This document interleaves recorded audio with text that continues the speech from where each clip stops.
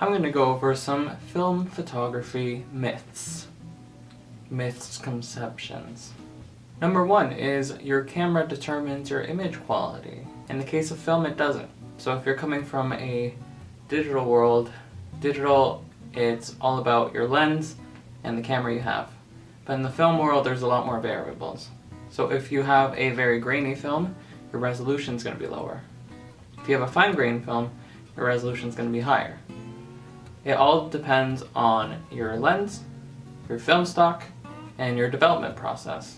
You will not be able to tell whether or not your picture was taken on a Canon A1 or an A1 program with the same lens, or if it was taken by a Leica M4 or an M5 with the same lens.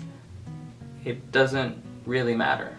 Now, your camera might have different benefits. Maybe your camera has auto exposure functions, maybe it has autofocus functions, and that's all up to you, that's all personal preference, but it does not affect image quality in the film world. Number two is film photography is expensive. Now, if you do shoot a whole lot of film, it will be expensive, but if you're starting out, here's something to think about.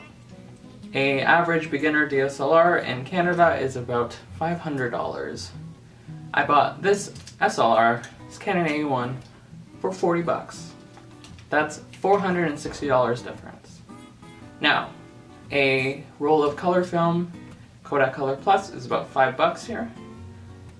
Developing and scanning is about $10 a roll. Now, if you take the $460 difference and you divide it by the $0.4 per frame of each roll, you get, let's get the exact number, you get about 1,121 shots.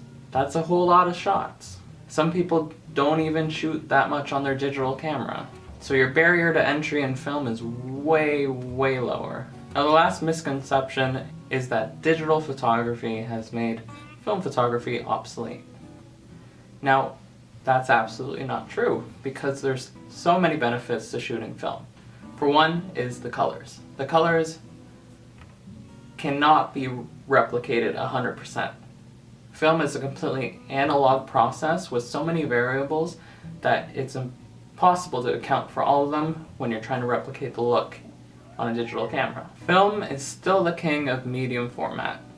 Modern medium format cameras are not the same as original film medium format cameras.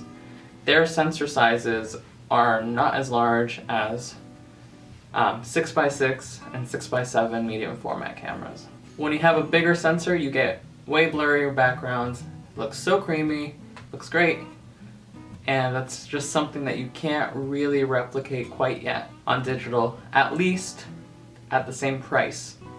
You can go out and spend 14 grand on a medium format system and still not get that shallow depth of field that you can get on film. Now, in terms of resolution, large format film is still one of the highest resolution imaging formats that there is. This is especially true when it comes to IMAX film, but in still photography, large format film is still way comparable and has that same lower barrier to entry that we were talking about that 35mm has. With 35mm, you can get about 8 to 12 megapixels, which if Apple can post these huge billboards shot on a 12 megapixel camera on an iPhone, you're okay shooting 35mm. So I have a big project in the works. I'm very excited for it. This video was to put a little bit of something out there till this project comes out. I'm very excited, so stay tuned. It has to do with film photography. That's all I'm gonna say.